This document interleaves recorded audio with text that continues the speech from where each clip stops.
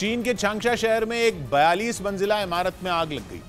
वहां लगी आग इतनी भीषण थी कि नीचे से लेकर ऊपर तक पूरी बिल्डिंग जलती नजर आई, जिसे देखकर लोग दहशत में आ गए। आग के तांडव का जो वीडियो सामने आया उसमें पूरी इमारत लपटों में घिरी दिखाई दी। बिल्डिंग से निकल रही लपटें इतनी भीषण थीं कि आसपास के लोग उनसे बचने के लिए वहां से दूर भागते नजर आए। आग में समा चुकी इमारत से थोड़ी थोड़ी देर में शोले बाहर सड़क पर गिरते दिखे। बिल्डिंग में लगी आग काफी देर तक धधकती रही, जबकि उससे निकलने वाला दम घोटू धुआं पूरे इलाके में फैलता नजर आया। जानकारी के मुताबिक आग चांगशा शहर में चाइना टेलीकॉम बिल्डिंग में लगी थी। हालांकि गनीमत यह रही कि भयंकर आग लगने के बाद भी किसी की जान नहीं गई, लेकिन आग किस वजह से लगी और उस दौरान बिल्डिंग में कितने लोग मौजूद थे इसका पता नहीं चल सका।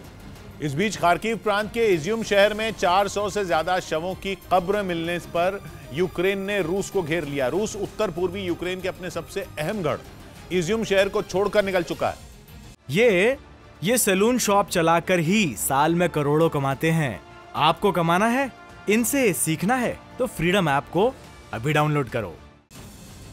जिसके बाद यूक्रेन के सैनिकों को वहां घने जंगलों के बीच एक सामूहिक कब्र मिली। यूक्रेन की तरफ से बताया गया कि कब्र मिलने के बाद जांच पड़ताल शुरू हुई, जिसमें वहां से 400 से ज्यादा शव बरामद किए गए। कहा जा रहा है कि ये शव यूक्रेन के नागरिकों के हैं, जिन्हें मारने का आरोप यूक्रेन ने रूसी सेना पर लगाया। यूक्रेन का कहना है कि इज्यूम पर अपने कब्जे के दौरान रूस ने वहां रह रहे कई लोगों को मौत के घाट उतार दिया, जिसका पता यूक्रेन को अब जाकर लगा। ऐसे में ज़ेलेंस्की ने इज्यूम के इस मंजर की तुलना बुचा से कर दी और आरोप लगाया कि पुतिन की सेना ने इज्यूम में बुचा जैसा नरसंहार किया। ज़ेलेंस्की ने साफ कहा कि इसकी जिम्मेदारी रूस को लेनी चाहिए, ताकि पुतिन की सेना का ये क्रूर चेहरा दुनिया के सामने आ सके।